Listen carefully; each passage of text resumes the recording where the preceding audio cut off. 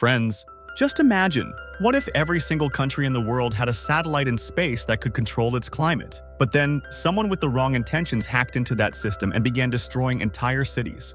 Something very similar happens in today's story. The movie begins by showing us that suddenly the Earth's temperature drops, causing extreme weather changes. Tsunamis, storms, and even massive heat waves start occurring in different regions, bringing chaos everywhere. Countless people lose their lives. Seeing this disaster, governments of all nations come together and form an organization. The greatest scientists from around the world join forces and send thousands of satellites into space. Their purpose? To monitor and control the weather of every region on Earth. This mission succeeds, and this vast satellite system is named Dutch Boy. To monitor Dutch Boy closely, a space station is also established, and we learn that the man behind planning all this is a scientist named Jake. The story then shifts ahead, where we see Jake attending a hearing. His younger brother Max is also present. The hearing begins, and a man named Thomas explains that in 3 years, control of Dutch Boy will be handed over from the United States to the international community. But Jake doesn't like this at all. He interrupts Thomas saying, "You didn't contribute a thing in building Dutch Boy. I know every single face who worked with me, and you weren't one of them. So don't try to take credit." Hearing this, Max messages Jake quietly, asking him to calm down. Thomas, being a lawyer, then accuses Jake of abusing his power, even striking an officer, and not following proper protocols. But Jake defends himself, saying that the officer had touched a capacitor even after it was disconnected, something that could have killed him. Jake insists he acted only to protect that officer's life. Thomas then accuses Jake of activating Dutch Boy without authorization. To this, Jake argues that a massive storm was approaching Southeast Asia, threatening thousands of lives. By activating Dutch Boy, he saved them. Still, Max continues to message Jake, urging him to stop talking, and Jake finally goes silent. But then Thomas drops another bombshell. Jake will now have to work with a new staff, meaning his old, loyal team must be dismissed. This infuriates Jake. He refuses outright, saying, "My team sacrificed their homes, their lives, and worked tirelessly by my side. They've done nothing wrong, and I won't abandon them." But despite his protest, the lawyers conclude the hearing and leave. Afterward, Max meets Jake privately. He tells him, "After everything you've done today, I can't help you anymore. And now, I've been made the new in charge of Dutch Boy." Jake, surprisingly, feels happy for his brother. But Max doesn't share that joy, because Jake's behavior has left him with no choice but to fire his own brother from Dutch Boy. The story then jumps 3 years later.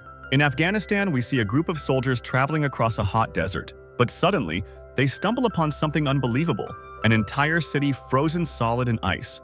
Every building, every person, frozen to death. Nobody understands how such a thing could even happen. Next, we see Max arriving to meet the President of the United States. On his way, he also meets his fiancée, Sarah, who happens to be the president's secretary. But while on duty, Sarah completely ignores Max, showing how dedicated she is to her job. During the conference, the president and his officials discuss the shocking incident in Afghanistan. A security officer named Decom explains that one of their satellites malfunctioned, and because of Dutch Boy, the entire city was frozen. From this, it becomes clear, if even a single Dutch Boy satellite malfunctions, instead of stabilizing Earth's climate, it can throw it into absolute chaos. And with that, the tension rises. Meanwhile, everyone else at the conference suggests that this incident should be covered up, so that later, when the US hands control of a Dutch Boy over to the international community, there won't be any issues. But right then, Max interrupts them and says that instead of thinking about themselves, they should focus on fixing the problem with Dutch Boy. He insists that someone who knows Dutch Boy inside out should be sent to the space station. Someone who can identify and repair these problems so such disasters never happen again. The president finds Max's words absolutely right. He tells Max to choose a person who can go to the space station, report directly to him, and follow his orders. After the meeting, Decom also speaks to Max. He tells him, "There's no one better than your brother Jake for this job. He has more experience than anyone else." Decom adds, "Max, I chose you for this responsibility because I trust you, and I also trust your brother Jake." Next, we shift to Dutch Boy's space station. Its current head, Ute, replaces the malfunctioning Afghan satellite with a new, functioning one. After that, an Indian scientist named Makam starts examining the faulty satellite carefully. He copies all of its data into his personal drive. But then, looking unusually anxious, Makam suddenly rushes somewhere. Another engineer, Duncan, tries to stop him, but Makam doesn't listen. He places the drive inside his locker. At that very moment, another crew member named Rid sees him doing this. Makam then starts walking away, but suddenly, the space station's airlock doors open on their own. In an instant, Macam is sucked out into space and dies tragically in the accident. Meanwhile, back on Earth, Max arrives at Jake's house. Jake's daughter Hannah is delighted to see her uncle and happily chats with him. But then Jake himself enters. Still angry at Max for firing him from Dutch Boy years ago, Jake tells Hannah not to talk to her uncle and sends her inside. Max tries to talk, but Jake refuses to listen. Finally, Max explains the truth. Dutch Boy has developed serious malfunctions. That's why an entire city in Afghanistan froze. And just yesterday, the space station's airlocks opened on their own, killing a scientist. Hearing this, Jake is stunned. He cannot understand how Dutch Boy, which had worked flawlessly for years, could suddenly fail like this. Max urges Jake to go back to the space station and fix these problems. After some thought, Jake agrees, but warns his brother firmly, "I won't follow your orders no matter what happens." At the same time, in China, we see another scientist, Chung, investigating the Afghan satellite. While studying the data, Chung discovers something alarming. He immediately tries to contact Max. Later, when Chung is walking back home after buying groceries, the ground beneath him suddenly erupts in massive bursts of fire. Chung quickly gets into his car and speeds away. But as he drives, chaos spreads everywhere. The entire city of Hong Kong begins to collapse. Giant skyscrapers come crashing down one after another. The devastation is terrifying. Somehow, Chung manages to escape and ends up on a bridge, barely surviving. But by then, most of Hong Kong is completely destroyed. Meanwhile, Jake prepares for his mission. Before leaving, Hannah asks him about the Hong Kong disaster. Jake doesn't reveal the truth and simply tells her it was caused by a gas pipeline explosion. But Hannah, having overheard her father and uncle's earlier conversation, is scared. She pleads with him not to go to the space station. Jake comforts her and promises, "I will come back." Hearing this, Hannah reluctantly goes to her mother. Soon, Jake departs and finally returns to space after years. The moment he arrives at the station, he meets Ute. Without wasting time, Jake begins examining the station carefully. As he points out flaws, Ute tells him, "You'll need to talk to the chief here." Jake replies firmly, "I need to speak to your chief right now." To this, Ute calmly answers, "I was promoted a year ago. I'm the chief now." Jake accepts this quietly and moves on. Later, Jake meets the rest of the staff, including Duncan. At first, none of them recognize him and speak to him disrespectfully, but when Ute reveals, "This is Jake, the man who created Dutch Boy," everyone immediately goes silent.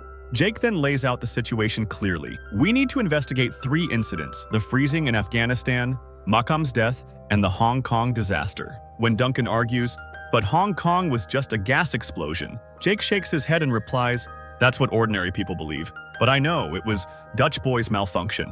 With that, Jake begins his work. Meanwhile, on Earth, Max spends some happy moments with Sarah. But suddenly, he receives a call from his friend Chung. Chung tells him that the Hong Kong disaster was not caused by any gas pipe explosion. Because of the earlier heat wave, things were already unstable.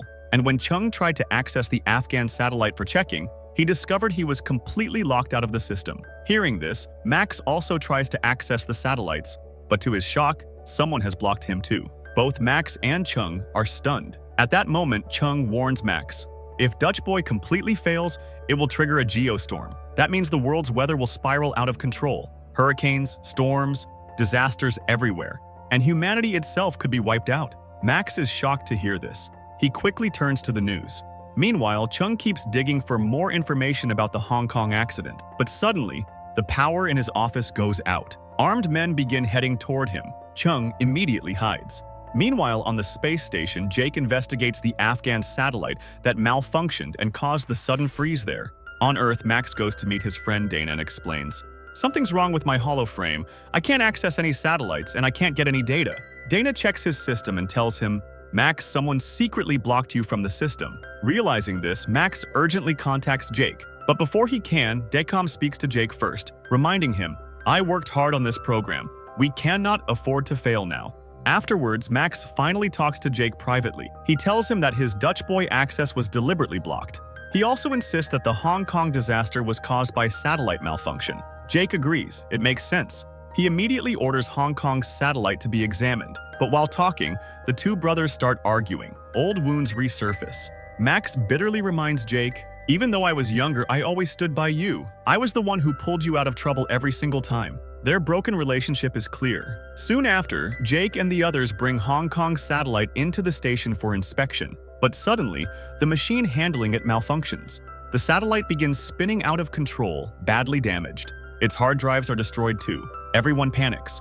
Then Dussault, Desert, shows them a video of Macom's death. He reveals, the panels that flew off the satellite had data drives inside. By luck, one panel is still stuck to a tower in space. Hearing this, Jake immediately volunteers to go out and recover it. Jake and Ute suit up and head into space.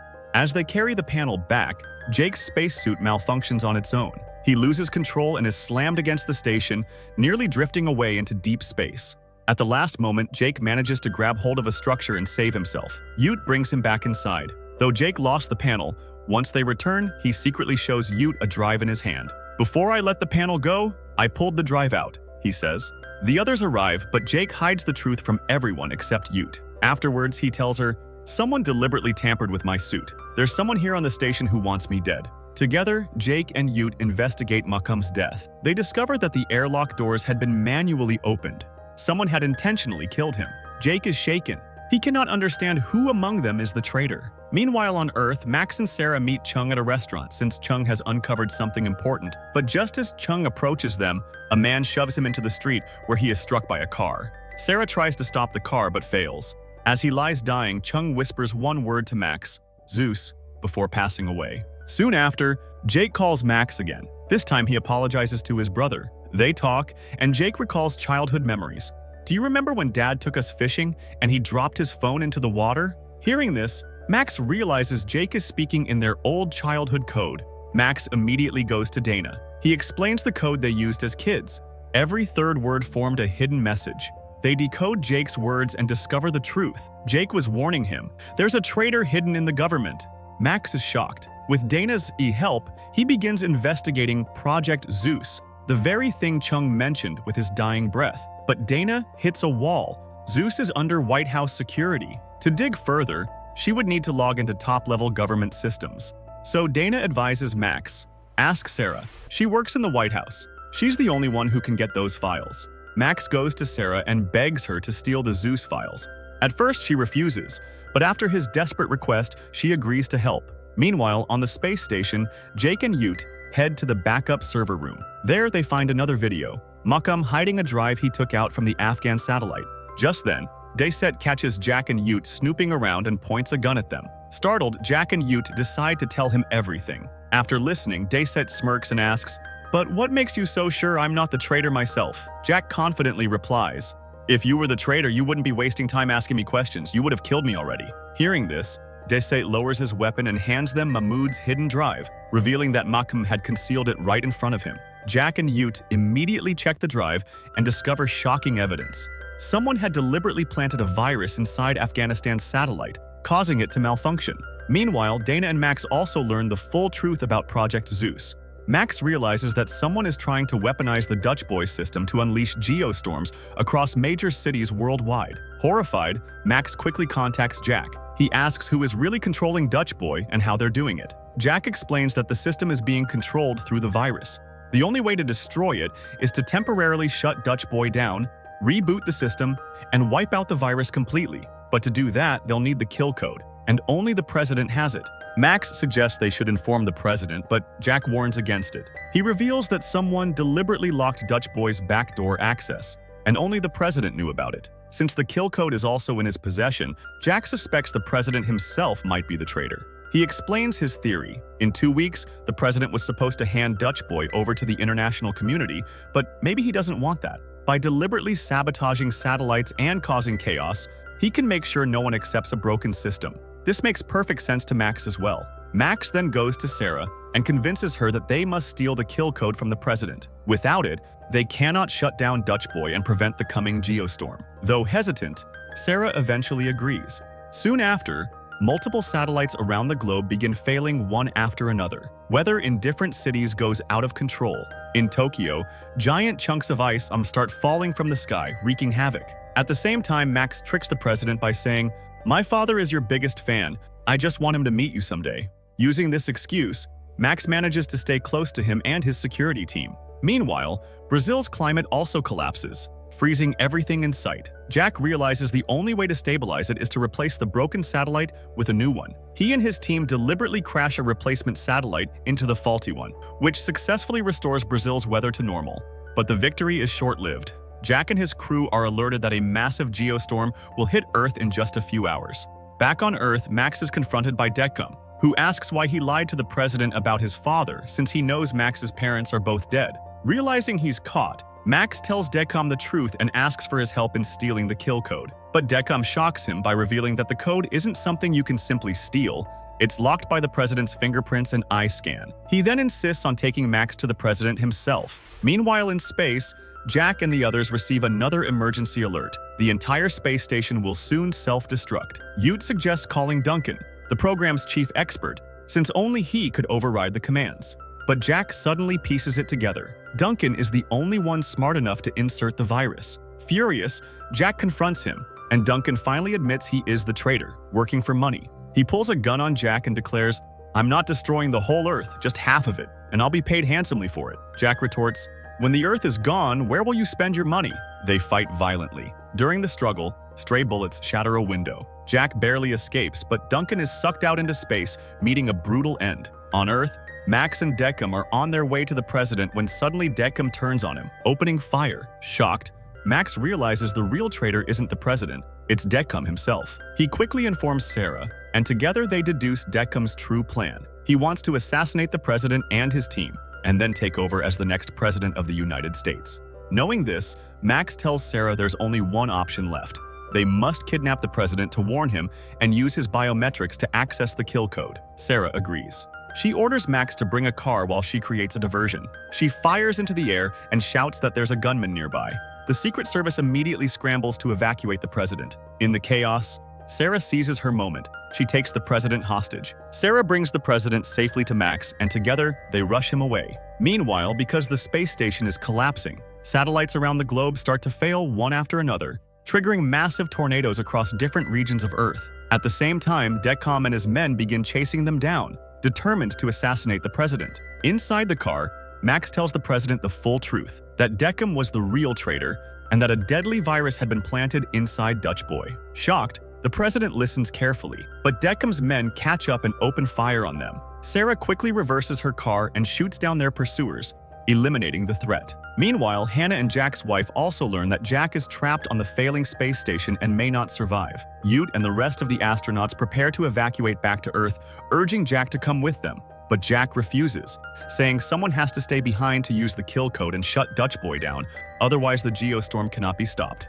He hands Ute his hollow frame as a keepsake and sends her away. Back on Earth, Deckham sees the president's car approaching. He fires a missile at it, destroying the vehicle, and assumes the president is dead. But then Sarah sneaks up behind him and holds him at gunpoint, revealing her trick. The car had been empty all along. At that moment, police arrive and arrest Deckham. Even as he is dragged away, Deckham defiantly declares that everything he did was to see America ruling the world again. Hearing this, Max loses his temper but restrains himself. Soon after, Max connects with Jack and tells him the truth. The president was never the traitor. Deckham was. The president then gives Jack the kill code and tells him, "Your sacrifice will never be forgotten." Max realizes this means Jack will likely not survive, and his heart breaks. Jack comforts his brother one last time, saying, "You were always looking out for me. Look after yourself." Jack begins shutting Dutch Boy down, but along the way he's trapped by a locked door. Just when it seems hopeless, Ute arrives. She had stayed behind to help him. Together, they manage to unlock the door and continue the mission. Meanwhile, chaos intensifies across Earth. A tsunami devastates Dubai, while other cities suffer catastrophic climate shifts. With only seconds left before the Geostorm reaches full strength, Jack and Ute finally succeed in shutting Dutch Boy down. One by one, the satellites deactivate, and the virus is erased from the system. Just in time, the weather stabilizes across the planet, saving humanity, but the space station begins tearing itself apart. Jack and Ute drift into open space, seemingly doomed. On Earth, Max, Hannah, and Jack's wife mourn, believing Jack has perished. But then, a soldier piloting a shuttle spots a small satellite drifting nearby. Inside, against all odds, Jack and Ute are alive. He rescues them, bringing relief and joy to everyone. With Dutch Boy restored, every country's weather returns to normal. Jack, Ute, and the rest of the crew finally return safely to Earth. Max embraces his brother, their long-standing conflict finally resolved. The president praises their bravery and dedication. 6 months later, we see Jack, Max, and Hannah on a peaceful fishing trip together. For the first time, they are truly a family. Hannah smiles, knowing her father and uncle are finally united. And with that, the movie comes to a powerful close, reminding us that courage, sacrifice, and unity can overcome even the greatest storms. So, how did you like this movie and its breathtaking climax? Do let me know your thoughts in the comments below. If you enjoyed this breakdown, don't forget to hit the like button, share this video with your friends, and of course, subscribe to the channel and turn on the bell icon so you never miss out on more thrilling movie explainers. Alright friends, I'll see you in the next video with another mind-blowing story. Until then, stay safe, stay curious, and keep watching movies.